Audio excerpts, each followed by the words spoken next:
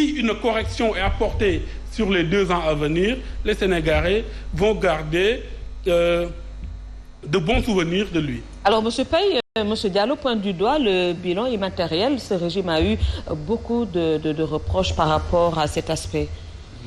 Donc, sur la bonne gouvernance, sur la justice, sur la transparence, autant de préoccupations qui sont restées à l'État si l'on en croit quelques réactions venant de la population. Je voudrais relever une incohérence de sa part. Oui. Parce qu'il a commencé par dire que le président Macky Sall a fait des choses utiles. C'est lui qui l'a dit. Ensuite, il a dit que le bilan est négatif.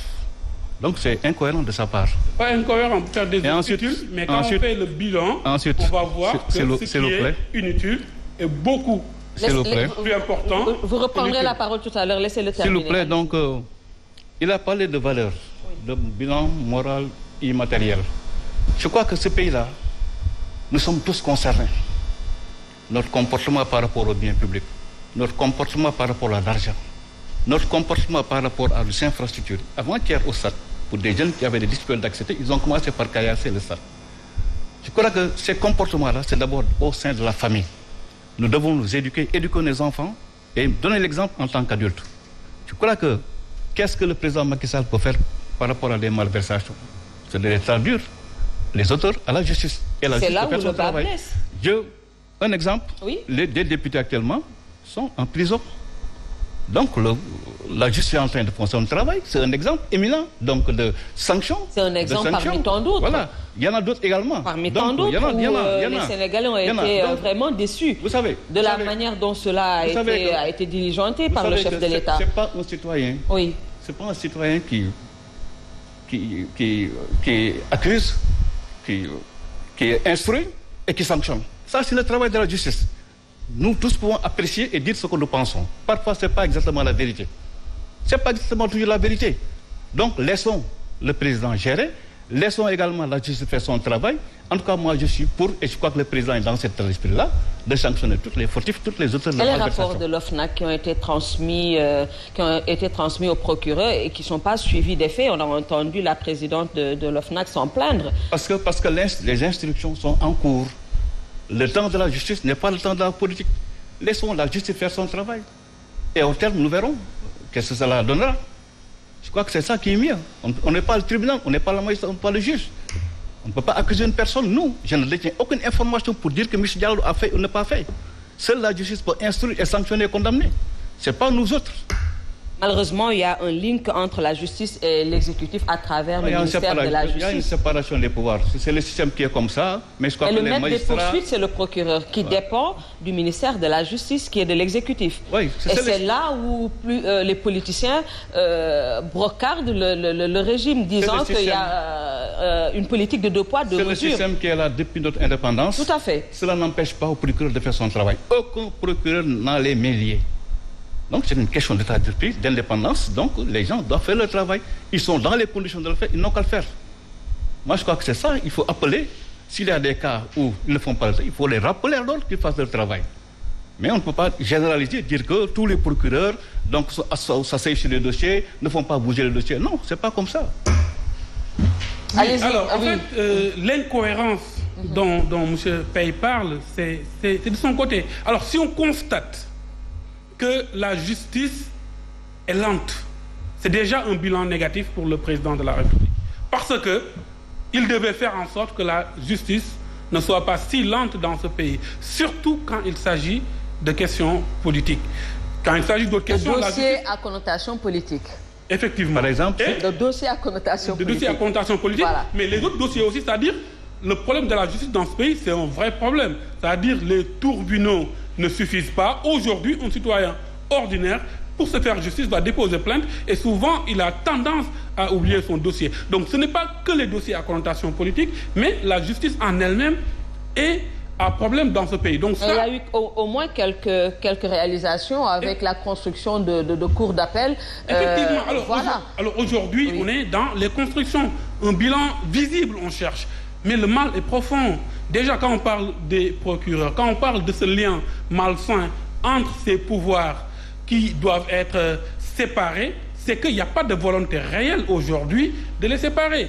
des propositions concrètes sont sur la table de la part d'acteurs politiques comme nous au sein de Gox Yu Bees pour que la justice soit réellement indépendante. Maintenant, si on se dit, s'il s'agit d'hommes, un homme qu'on nomme, mais il peut choisir de respecter ce que les populations veulent, mais il peut aussi choisir d'aller dans le sens de son bienfaiteur qu'il a nommé sur aucune base par rapport à ses pairs magistrats. Donc, pourquoi faire un jeu? Le plus simple, c'est de sécuriser cela, faire en sorte que le procureur de la République ne soit plus nommé, que le procureur de la République ne soit plus lié au ministère de la Justice. Ça, ce sont des solutions. Le président de la République ne veut pas le faire parce qu'il a envie d'avoir une mainmise sur la justice, parce que cela lui donne des options politiques pour aider des futurs alliés ou partenaires, ou bien pour détruire des partenaires politiques. Ça, c'est la réalité dans ce pays. Donc, quand on parle de bilan, si on fait par thème ou bien par secteur, on verra que la généralité du bilan est négative. Maintenant, nous ne sommes pas des nihilistes. Si on voit des choses correctes, des choses justes, de bonnes choses, on va le dire. Et c'est pour cela que nous disons que le président fait des efforts quelque part. Mais dans le bilan en général, si on devait noter sur 20, on va lui donner la note de 8 sur 20 18 au moins. Sur ce mandat-là. Monsieur Paye, comment expliquez-vous ce vent de désamour qui commence à être grandissant et qui peut-être explique quelque part les résultats que vous avez eus lors des dernières locales en perdant certaines grandes villes? Oui. C'est une ce vent de contestation, de désamour envers le régime. Je n'irai pas jusqu'à caricaturer, parler de désamour. En tout cas, concernant Dakar, Dakar était entre les mains de l'opposition, que je sache. Donc c'était Khalifa Sall, Soham, maintenant Barthélémy. Nous voulions gagner, nous n'avons pas gagné, donc nous n'avons pas perdu, nous n'avons pas gagné. C'est plus juste vous avez perdu des communes ici à Dakar, vous avez perdu Yoff. Vous avez perdu Yoff. Yoff, on a perdu. Oui. Yoff, on a perdu. Bon. On est en train d'examiner les causes de cet échec et en train de faire de sorte que nous puissions redresser la situation. Donc, vous ne percevez pas ce vent de contestation grandissant? Vous savez que ça, c'est à l'honneur du système électoral sénégalais, qui est fiable, qui permet des alternances au niveau de la présidence de la République, à l'Assemblée nationale et au niveau des collectivités locales. Donc, personne dans ce pays ne peut plus parler de fraude, de vol, avec ce fichier qu'ils ont tout le temps dénoncé, qui a été audité en 2018 et 2021. Les auditeurs ont estimé que le fichier est fiable à 98-99%. On ne doit plus parler dans ce pays de fraude ou de fichier qui n'est pas bon. Parce qu'ils ont gagné. Dakar, c'est extrêmement important pour le président et pour le Benno Bokk Yakaar. On a accepté de ne pas le gagner. Parce que je ne dirais pas qu'on l'a perdu. On ne l'a pas gagné. On est dans une situation de conquête et on n'a pas pu le faire. On va revenir la prochaine fois. On va continuer à préparer sérieusement les élections législatives du 31 juillet. Et les échecs qu'on a enregistrés, notamment à Yoff, nous sommes en train de les analyser pour voir qu'est-ce qu'il y a lieu de faire. Donc, vous conviendrez au moins avec moi qu'il y a au moins la contestation qui est grandissante. Contestation, nous sommes dans un pays démocratique où les expressions se font librement. Chacun peut s'exprimer dans la rue, dans la plume, verbalement, etc. Parce que nous sommes un pays démocratique. Et comment vous analysez le bruit qui vous vient de l'autre côté, le bruit qui vous vient de la population qui en réclame, qui n'est pas satisfaite? Je ne dirais pas que c'est tout le monde, mais au moins beaucoup de gens commencent à dénoncer des tares de ce régime. Vous savez, c'est nous qui sommes au pouvoir, donc qui sommes comptables du mécontentement, de la colère, de la satisfaction. Comment vous percevez cela? Nous pensons également que si on fait le rapport entre satisfaction et colère, nous pensons que le bilan satisfaction est beaucoup plus important. Mais nous tenons compte des colères, nous tenons compte de la contestation. C'est notre rôle d'écouter les jeunes, d'écouter les populations, de voir quels sont les problèmes et essayer de les solutionner. Mais nous sommes un pays moyen faible, nous sommes un pays surélevé. Il y a pas de priorité, donc on ne peut pas régler tous les problèmes donc à notre tour de main.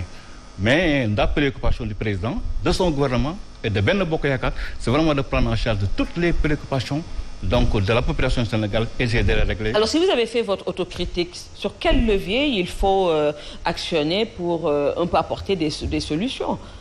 Les solutions? Oui. Au plan politique, en termes d'élection, ou bien vous parlez en termes